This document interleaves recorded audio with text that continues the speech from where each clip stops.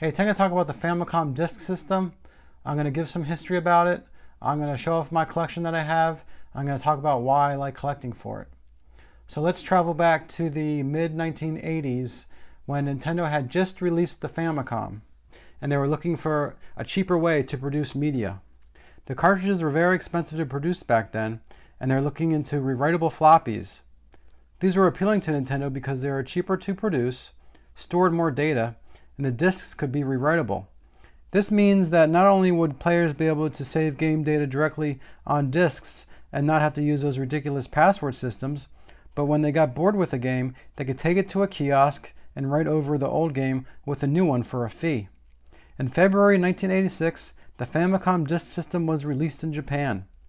It was an add-on that required the original Famicom to play. One of the most popular games and successful video game franchises ever was a release title for the system, The Legend of Zelda. The graphics look pretty much identical between the Famicom, Famicom Disk System, and NES, but the Famicom Disk System did have an updated sound chip which made the sound slightly better, but it's barely noticeable. Unfortunately, the disk system had some problems. The main issue was that the disk system used small belts to spin the disc, and these belts would just break off after a few hundred uses. Then you'd have to get your Famicom Disk System serviced with a new belt. The out-of-the-box Famicom Disk System needed 6 C batteries to run. By the late 80s, the cartridge technology caught up with the floppy disks and became just as cheap to produce. Then developers started going back to releasing games just on cartridges because it was easier. So about 5 months after the Famicom Disk System was released in Japan, Nintendo worked with Sharp to create the Twin Famicom, a console that played both Famicom Disk System games and Famicom games. Let's take a look at this console. So this is the disk drive where you put your Famicom Disk System games. This is the reset button. This is the power button. This is the eject button for when you want to eject the Famicom games. This is the switch for when you want to switch between Famicom and Famicom Disk System games.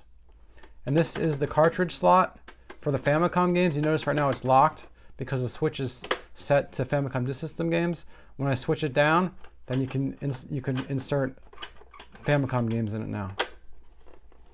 You'll notice that the controllers are actually placed in the back of the console.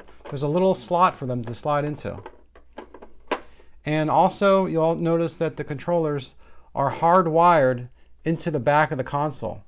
So it's not like the NES where you can unplug them if you need to. The Famicom also had similar controllers. On the back we have the power input. We have the audio and video input for your TV. I'm not too sure what this thing does. And these are the 2 controller ports. You see the controllers are really nice. They look a lot like NES controllers and Famicom controllers. Here's another port. I think this is for an add-on, but I don't know if anyone ever used it. Now I'm going to show you my Famicom Disk System game library. I currently only have 7 discs, but a few of them you can rotate, so it's really like 9 or 10 games that I have on these discs. The first game I'm going to show you is Castlevania. And this is one of the games where you'd insert side A into the Famicom Disk System, then it would say please insert side B, so you'd have to eject it, rotate it, and then insert side B. The next game I'm going to show you is Super Mario Bros. 1 and 2 on the same disc. Now remember, in Japan, Super Mario Bros. 2 isn't the Super Mario Bros. 2 that we know here in America. Super Mario Bros. 2 is what we know as the Lost Levels. So you'll see on one side here, Super Mario Bros. 1, Super Mario Bros. 2. Isn't that neat?